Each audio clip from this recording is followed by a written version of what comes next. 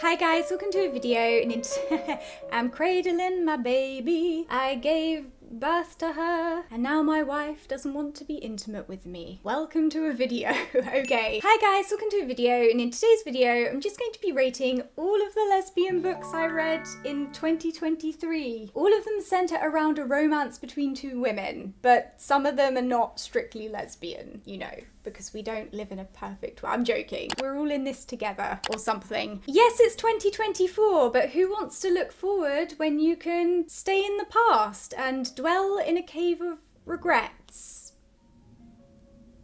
As a disclaimer, I have reviewed a lot of these books individually, so if you want a more in-depth review of a book, please explore the murky depths of this channel for what you require. There's a magical search bar somewhere. So the first book on my list is also my favourite read of 2023, and it is Bitterthorn. Bitterthorn is a sapphic gothic romance about a duke's daughter who offers herself up to a monstrous witch. God, I wish that were me. I always make that joke, and it never gets old. The writing in this book is exquisite, it's poetic and thought-provoking, and by far the most well-written book that I read in 2023. This book really is the gothic sapphic fairy tale we deserve, and sadly is the only book from my pile with a happy ending, which just makes it even more special, I guess. This book had a lot of hype around it, and I would say that it lives up to that hype. It's just a gorgeous work of art, and you know, it explores themes such as grief and loneliness and lesbian longing, which I'm sure many of us can relate to. My only criticism of this book is I wish she dedicated a little bit more time to Mina and the witch's relationship once they'd kind of grown comfortable around each other. I do feel like we were starved of their relationship a little bit. I like lesbian cake. This book is heavy on the longing, not so much on the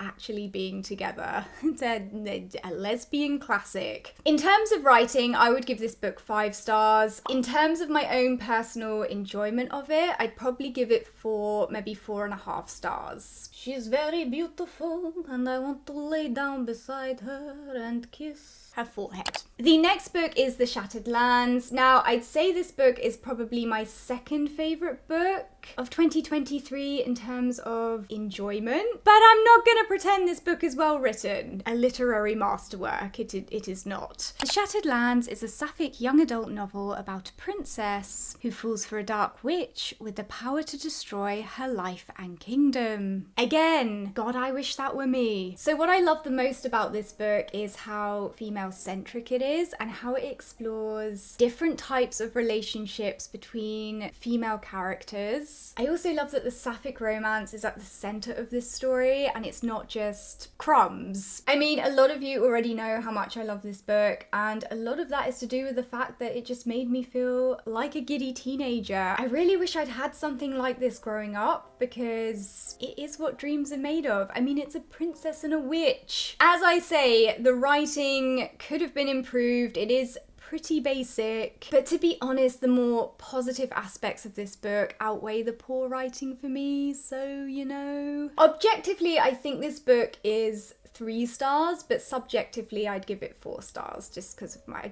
I was just tearing through the pages. It got me good. The next book on the list is Milkfed, and boy oh boy, oh boy.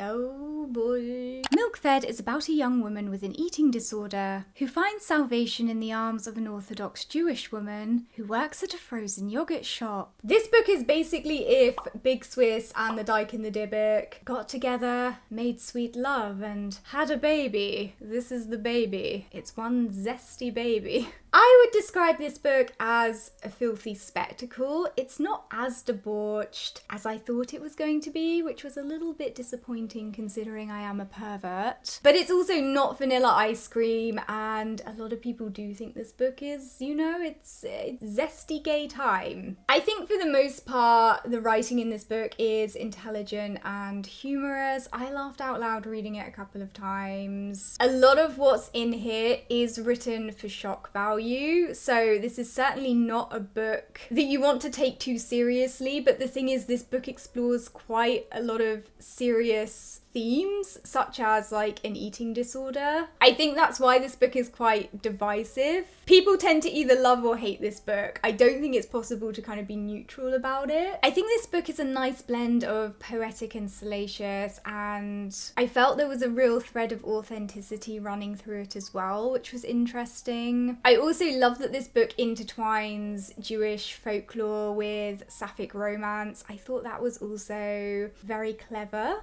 I mean, I read it in one day. It's very engrossing, but it's definitely not perfect. And that's what the ladies say about me. This was a 4-star read for me. The next book on the list is Eileen. Oh yes. It is she. Eileen takes place in the early 60s and is about a 24-year-old woman who works at a juvenile correctional facility for boys and lives with her alcoholic father. The book chronicles the events 1 week before she unexpectedly leaves town, never to return. So there's some debate as to whether this is actually a sapphic book, and I would say that it definitely is. I think even if you don't want to read in between the lines of what Eileen is saying and the way that she's behaving around Rebecca, Eileen does state that she was in love with Rebecca. I mean, she is an unreliable narrator, so she chops and changes her story, but still. She also says that she would have kissed Rebecca had Rebecca kind of tried to kiss her. When Rebecca arrives, she also suddenly loses interest in men. I mean, I'm just saying. But yes, I do think the nature of Eileen and Rebecca's relationship and the fact that there's so many different ways to interpret it is one of the things that makes this book so interesting. This is another book I read in one day. I just found it so refreshing. I loved how raw and filthy it was, and I just love messy and problematic female characters. Just put it into my veins. I'm tired of nice women. The writing isn't perfect and it was quite repetitive. It did grate on me a little bit. I think a lot of the criticisms around the writing, people could easily chalk up to the fact that Eileen is an unreliable narrator and she has trouble kind of remembering things and blah blah blah, but to be honest, I feel like that's only so much of an excuse. The book also does feel a little bit like a creative writing essay. 3 stars? 4 stars?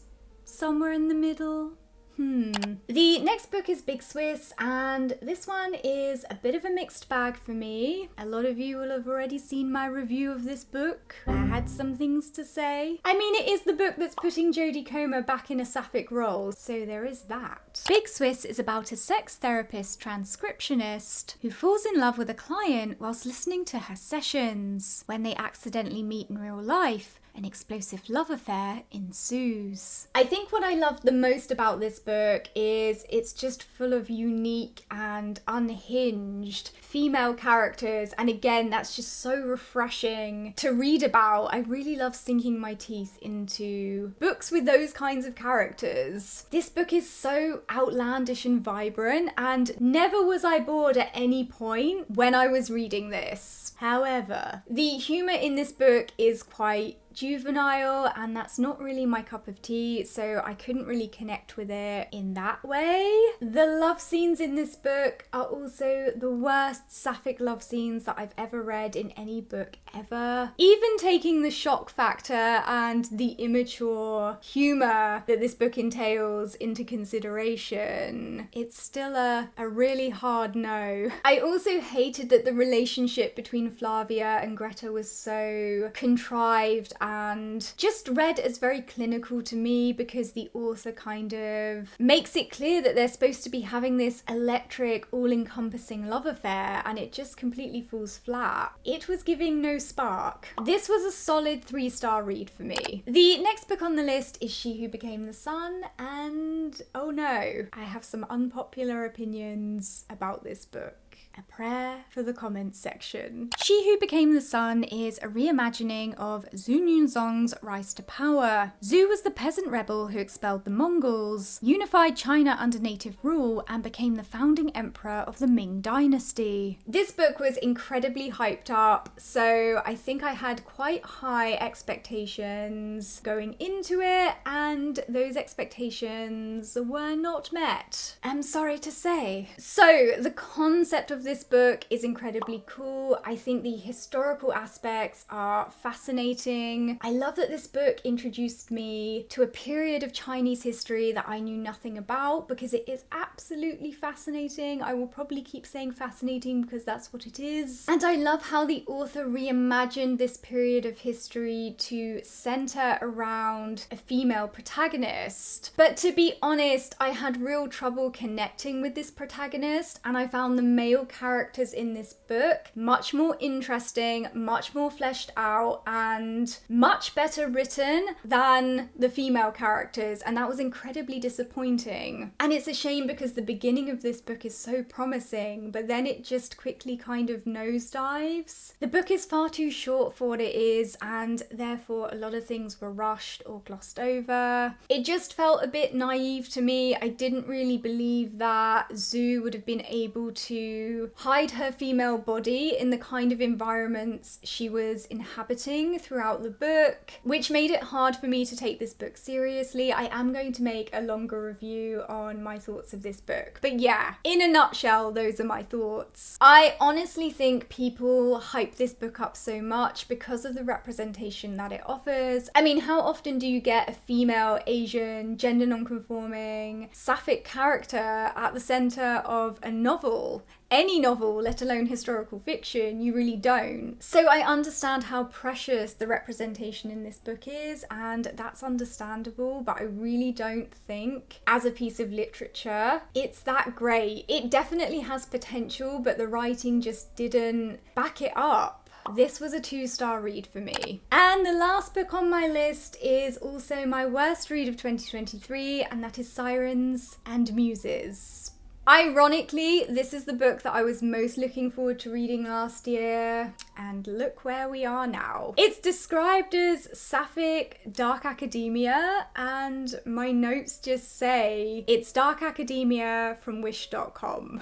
Sirens and Muses follows the lives of 4 artists who are drawn into a web of rivalry and desire at an elite art school and on the streets of New York. Before I drag this book through the dirt, it does have some redeeming qualities, which include really thought-provoking and nuanced commentary on the art world. It also doesn't have an unhappy ending for the sapphic couple, but it also doesn't really have a happy one either. It's complicated. Basically, I just felt like the writing in this book was incredibly rushed, and the characters felt very two-dimensional, and I think the writing felt rushed and the characters felt two-dimensional because there's just too much going on in this book, and the author didn't take the time to properly explore the 4 storylines that were going on, and she didn't take time to properly build up the 4 characters that she introduced us to. There's also a bisexual love triangle that's happening in this book between Louisa, Karina, and Preston, with Karina kind of torn between Preston and Louisa. So Karina and Louisa have this kind of deep connection. It's obvious that they're kind of like crazy about each other, you know, and Preston is kind of just there, and the author makes it clear that, you know, Karina is in love with Louisa, her preference is Louisa, and yet she insists on dedicating chapter after chapter to this lackluster relationship between Karina and Preston. Like, what? Why? It was that typical thing of like sapphic crumbs for the sake of including this joyless heterosexual relationship that no one really cares about. It was odd.